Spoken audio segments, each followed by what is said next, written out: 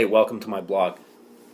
So, in the last week or so, I've been really thinking about getting into a topic of learning how to make people believe and understand from a coaching perspective, because that's probably the thing that I enjoy the most, is understanding and getting people to buy into the system that you're trying to utilize, regardless of circumstance and regardless of things that could be in the way. And the thing that I've found over the last few years, and I've come to realize that it may be one of the fundamental flaws in the giant, spider web which has become corporate strength and conditioning throughout the world, is the fact that many people have become so accustomed, as the evolution of the corporate chain got so cozy with clean, precise, fancy, shiny equipment, that a lot of people started to move away from the traditional movement patterns that got us into this industry in the first place, like the old York Barbell Club or the Dynamo Weightlifting Club, where it was barbells and dumbbells, and that's how things got done.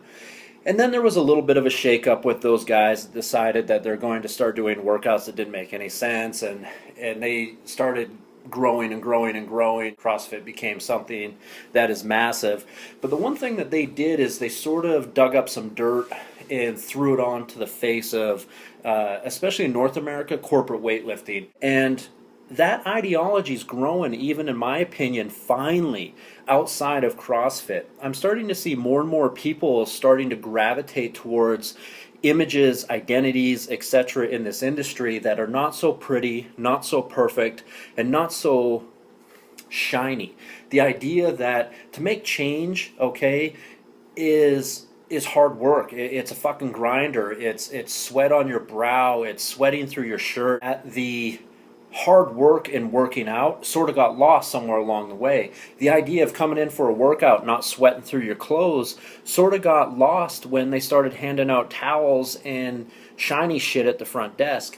And I think a lot of people really actually got so comfortable with that idea that when a lot of these new training studios started to open up, the caveman style training, CrossFit style training, strongman centers, where people were getting dirty again, and people were going to have to yell and scream a little bit, and people were going to have to drop on their knees at the end of a set and really gather themselves. I think it disrupted the whole system, and the idea of a pretty corporate get it done but don't show on the outside mentality sort of got fucked up by the whole deal. And the thing that's really interesting to me is that people are starting to gravitate in the general sense of the word towards individuals and systems like that, meaning which, there's people that are coming out, coaches that don't perhaps say the right things all the time, don't perhaps use the cleanest language all the time, and what they are doing is they're really laying it on the line, and they're saying, listen, if you want to make changes, you got to stop fucking around. You got to stop coming in and prettying your ass up on the equipment and sitting around and having a conversation. You got to shut your mouth, put your head down, and do some fucking work. You got to get in there and plow the field. And when you plow the field, shit gets dirty. And what happens is when you buy into that mentality and you start to understand that there's work, and then there's work for you. And when it's work for you, and it's work that's going to change who you are in this world and change how you feel about yourself, it's, in a sense, it's taking you back to the core of existence. I'm so sedated in our lives in terms of what is right and what is wrong and what we can say and what we can't say, that it's amazing to me how many people just need a little get up and go in their life, a little, somebody just saying, hey, listen, I'm not going to yell and scream at you, but we're going to get the work done, and we're going to get it out of you if you like it or not. And what it really made me think about was the fact that we have so many arguments right now in the industry about what system's right, what system's wrong. And one of the greatest coaches I've ever known is a guy named Judd Logan. And he once told me when I first started training with him, he's like, listen, let me tell you something very simple about coaching and the reason why I've had such a huge amount of success. And he said, perception is reality. Okay?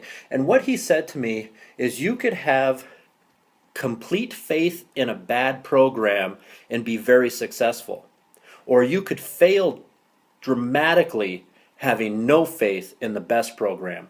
And when he said that to me, it really turned on a lot of light switches for me as an athlete, because at the end of the day, the one thing that we know about strength and conditioning is you can't do the same thing every day for the rest of your life. Probably more than any other variable in program design is change and adaptation. And when you start to think about it in those terms, you realize that there's no reason to have this dramatic argument about who came first, who came last, whose idea is best, which system's going to get it done, which system is better. The reality is all systems work if you don't go into it acting like a fucking loser, okay? And you go into it going, you know what, I'm going to take this task, I'm going to take this opportunity, and I'm going to put myself into it. I'm going to actually wear my heart on my sleeve during this training session, and I'm going to have faith that I'm going to get to my end goal. And in doing so, I'm going to actually win this deal, and I'm going to come out of it ahead of where I started. Looking at it from that point of view, you start to understand very, very quickly that success is basically a product of how you perceive the situation that you're in and how hard you're willing to work to try to meet the end result of your goal. So as long as you can prepare your mind properly and you can believe in the system that you're in and you can make sure that system is going to continue to progress at the rate of your progression, you're going to be successful. All right, talk to you later.